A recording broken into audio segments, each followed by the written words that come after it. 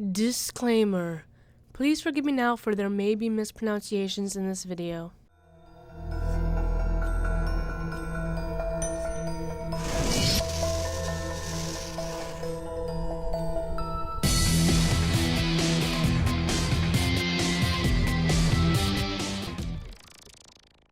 Lake Shawnee Amusement Park once brought wonder to the area, but it didn't last long before tragedy struck.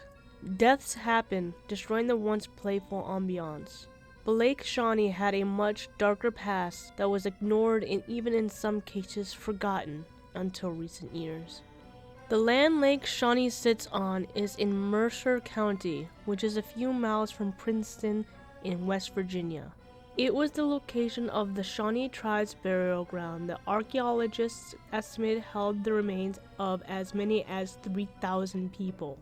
That alone may bring on a cursed land and creepy hauntings, but it is not the only sadness that filled the soil. In 1775, a family of white settlers came to the land. The family consisted of the father, Mitchell Clay, his wife, Phoebe Belcher Clay, and some sources claim they have had 15 children, while others said they had 3. The 3 children, Bartley, Tabitha, and Ezekiel, play a bigger part in the story, so they'll be mentioned only.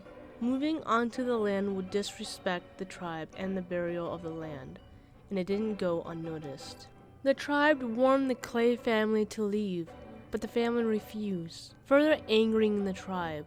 In August of 1783, a group of native tribesmen stalked the Clay family and waited for the father to leave to go hunting. Now what I will say next is gruesome and tragic, so be warned. When Mitchell Clay was gone, Tabitha took some of the younger girls to the river to do some washing. That's when 11 warriors came upon the children. They shot young Bartley and killed him. The girls, hearing the shot, ran for safety but ran across a native warrior as he was attempting to scalp Bartley. Tabitha tried to defend her brother but was cut up to pieces. The other girls ran to the house to their mother Phoebe. Both Bartley and Tabitha would be scalped, and Ezekiel was kidnapped. The Clay's horses were also taken. Mitchell Clay sought vengeance and would gather a group of settlers to hunt down the Shawnee tribespeople, where they killed many. But Ezekiel was taken to Ohio, where he was burned at the stake. Mitchell did end up finding Ezekiel after he died, where he was able to take the body and brought him home, where he was buried with his siblings. From what I was able to find, Phoebe, Mitchell's wife, did not want to return home, and so they moved to another area.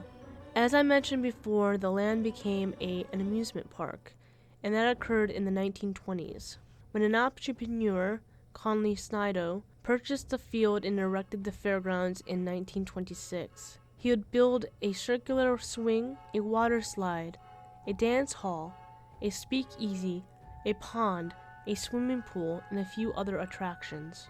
Now the next information is different depending on the sources. The first death was Emmeline Schrader, a young girl who passed in 1927 or in the 1950s. Her life was abruptly taken when she was on the circular swing ride. As she rode the ride at its quick speeds, a soda truck backed into its path, and unfortunately the girl collided against the truck.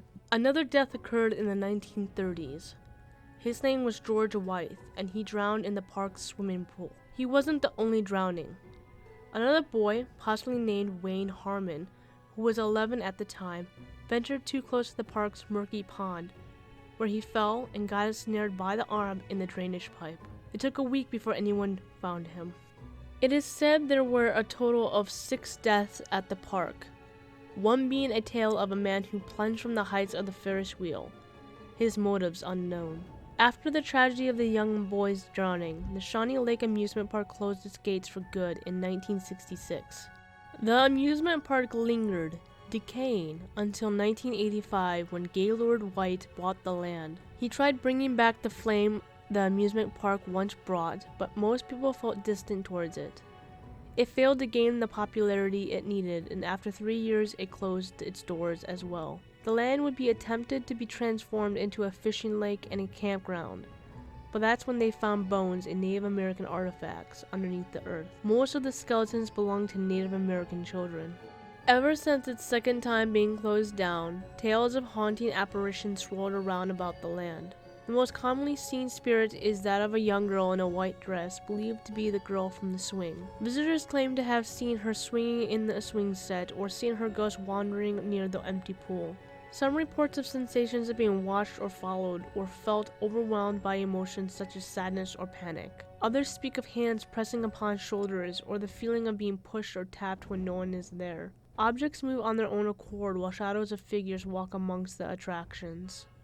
Some have said to seen a ghostly apparition plummeting from the heights of the Ferris wheel, only for it to disappear before it hits the ground.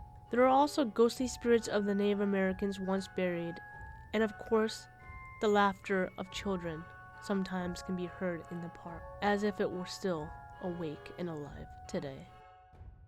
What do you think of Lake Shawnee Amusement Park?